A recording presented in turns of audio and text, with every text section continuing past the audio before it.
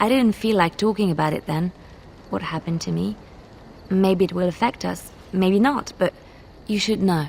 I came to Ferelden and the Chantry because I was being hunted in Orlais. I was framed, betrayed by someone I thought I knew and could trust. Marjolaine. She was my mentor and friend. She taught me the bardic arts, how to enchant with words and song, to carry myself like a highborn lady, to blend in as a servant.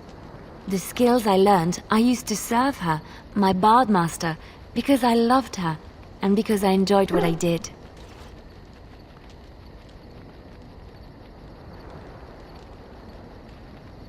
You can say it was my fault. There was a man I was sent to kill. I was to bring Marjolaine everything he carried. I don't know who this man was. She gave me a name and a description, and I hunted him down. I found documents on his body, sealed documents. My curiosity got the better of me. Something told me that I needed to know what was in those letters. Marjolaine had been selling all kinds of information about Orlais to other countries, Nevarra and Antiva among others. It was treason.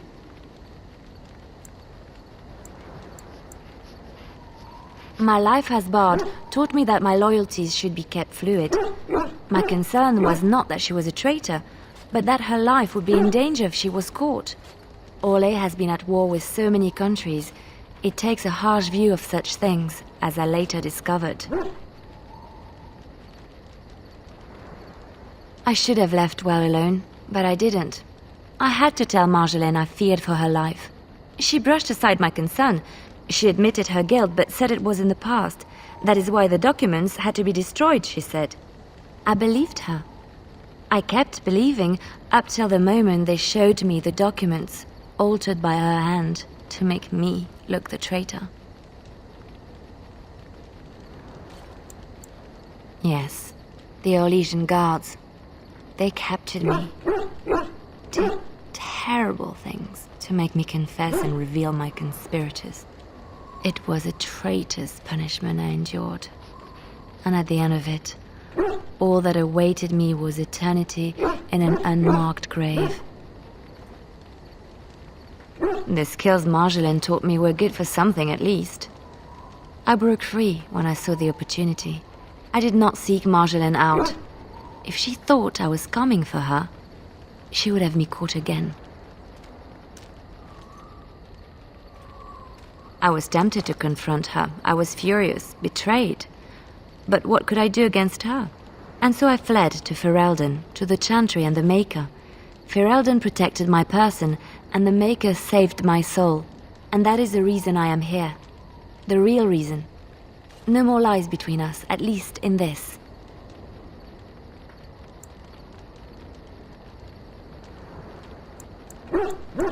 It feels good to have this off my chest. Thank you for listening and understanding.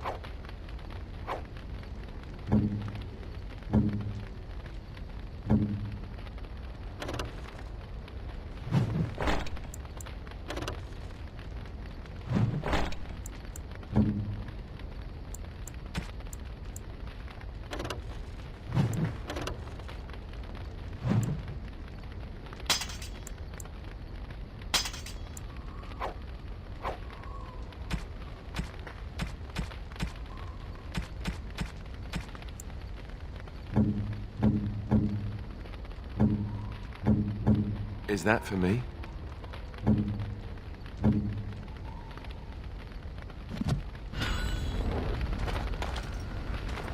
What say you? By all means. What say you? Again? I'm game. Something on your mind? Of course.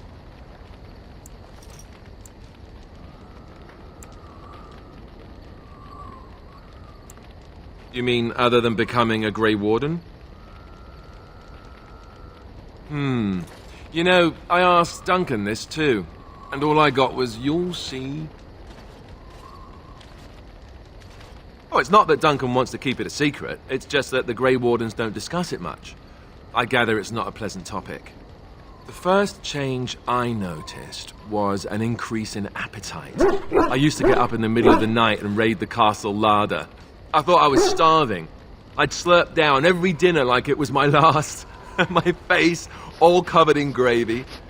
When I'd look up, the other Grey Wardens would stare, then laugh themselves to tears. More like an initiation. They all went through it too.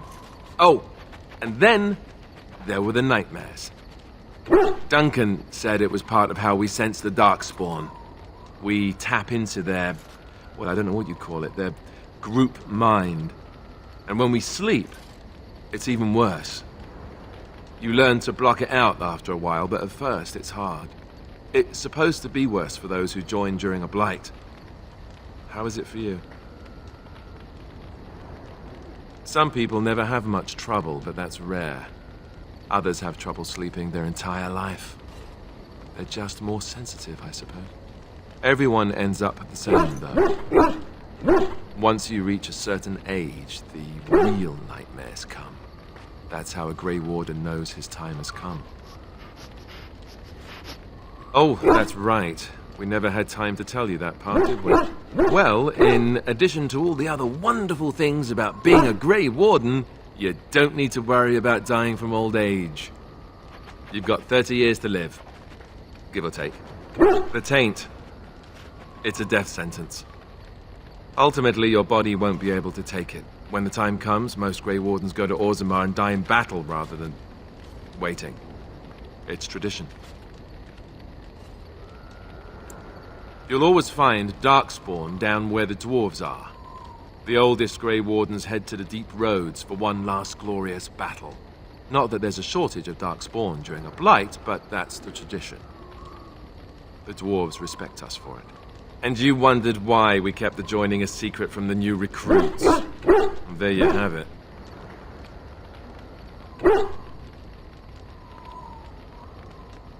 I suppose it is. We're the only ones who can stop the blight, however. Is there a price too high to pay for that? You know, Duncan, he started having the nightmares again. He told me that in private. He said it wouldn't be long before he'd go to Orzammar himself. I guess he got what he wanted. I just wish it had been something worthy of him.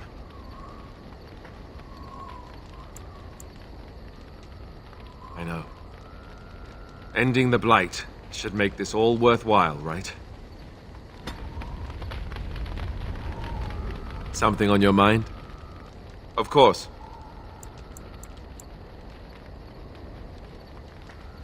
I didn't know them for very long. But I guess it was longer than you. You never met them all, did you? They were quite a group.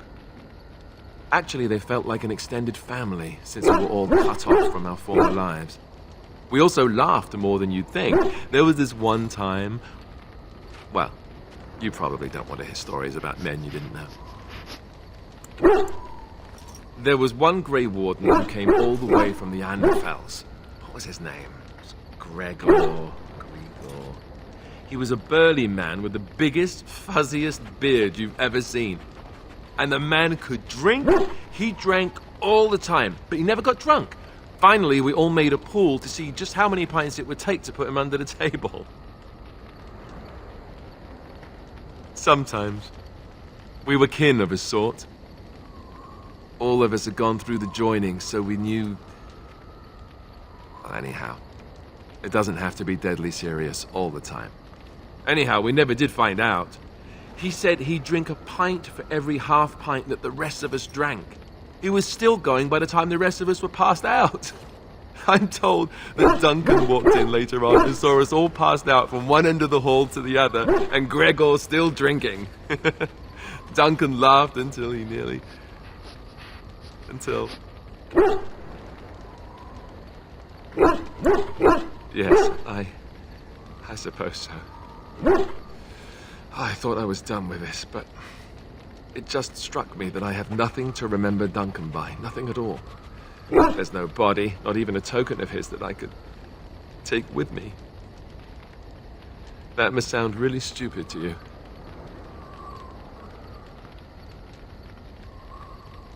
I just would have liked something of his to take with me, that's all. Well, there's no use in moaning about it, is there? He's gone. Let's just go. I'm wondering something. I'd like to know your thoughts about some of our traveling companions. Do you mind if I ask? Zevran, the elf. You can't trust him, can you? Do you believe his so-called vow? Really? Why? That's a lot of trust to put in someone who tried to kill you. Yes, well, he is at that. So useful, you could just die, right? What about Sten? The way he looks at me with those eyes. Creepy. And he's so quiet for someone so big. The more I talk to him, the more reasonable he does seem. His philosophy is so strange. But it doesn't sound at all as vile as the Chantry describes it. And yet, he killed all those people. He doesn't even deny it. Doesn't that bother you?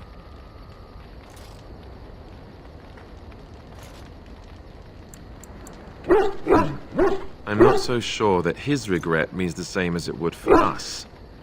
The Qunari sense of honor is a bit hard to grasp. For me, anyway. What about Liliana? Is she crazy? Or do you really believe in her vision?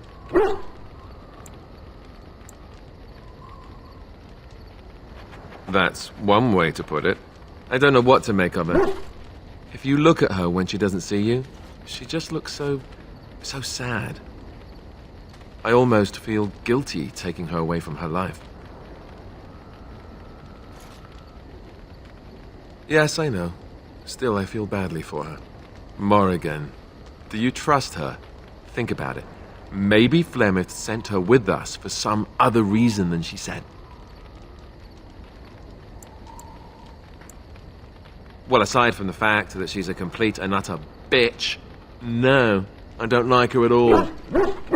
Why, do you? Great. So they were right. Well, it's your funeral. Enough. I think my curiosity is sated. Let's get back to it, shall we? Something on your mind? Of course. Never what? Had a good pair of shoes? I'm not sure I do. Have I never seen a basilisk? Ate jellied ham? Have I never licked a lamppost in winter? Make fun of my comrade in arms?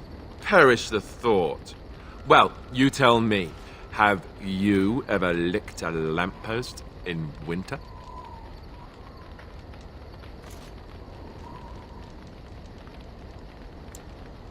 Good. I hear it's quite painful. I remember one of the younger initiates did it on a dare once, and there was pointing and laughing. Oh, the humanity. I myself have also never done it. That. Not that I haven't thought about it, of course, but, you know.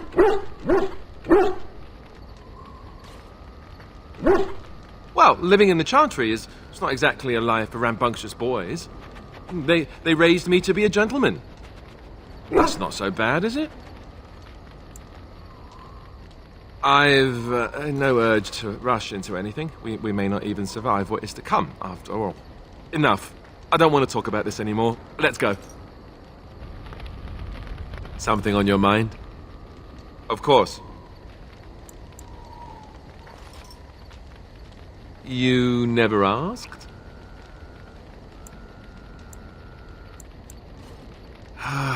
All right. If you want the full explanation, I'll give it to you. The thing is, I'm used to not telling anyone who didn't already know. It was always a secret. Even Duncan was the only Grey Warden who knew. And then, after the battle, when I should have told you, I don't know, it seemed like it was too late by then. How do you just tell someone that?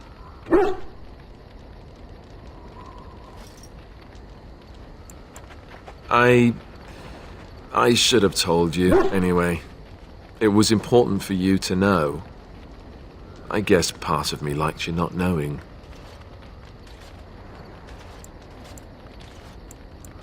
They treat me differently. I become the bastard prince to them, instead of just Alistair. I know that must sound stupid to you, but I hate that it shaped my entire life. I never wanted it, and I certainly don't want to be king. The very idea of it terrifies me.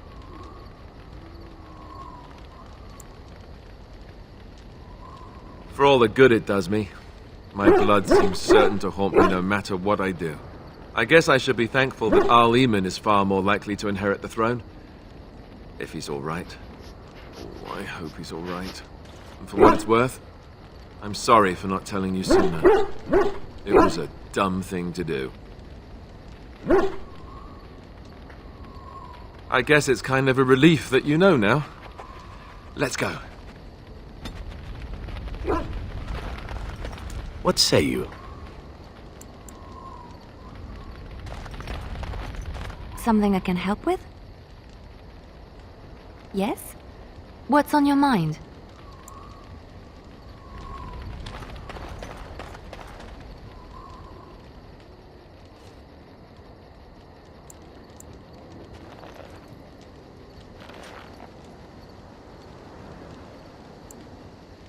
You will have the best equipped army Ferelden has ever seen. Yes. I am hardly surprised. Very well. Speak, then. Then someone should release it into the wild. It is in danger of dying out. No, that just came to me now. Tell me, where is the wisdom in crying for a derelict god to save you? My people have a tale. A great Ashkari during his travels came upon a village in the desert. There he found the houses crumbling, the earth so dry and dead that the people tied themselves to each other for fear a strong wind would carry the ground out from under their feet. Nothing grew there except the bitter memory of gardens. The Ashkari stopped the first man he saw and asked what happened here. Drought came, and the world changed from prosperity to ruin, the man told him. Change it back, the Ashkari replied. The villager became angry then, believing the Ashkari mocked him, for no one could simply change the world on a whim. To which the Ashkari answered, "Then change yourself. You make your own world."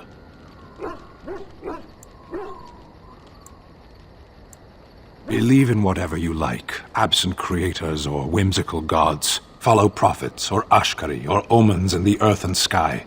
You will find wisdom only if you seek it. Ashera, we should move on. Very well. When your people join us, you'll find out. Our ships will come to these shores, and the Antam will bring this land to the Kyun. But it does no good to dwell on it. Ashera, we should move on. Very well. Then I suggest we move on. As you wish.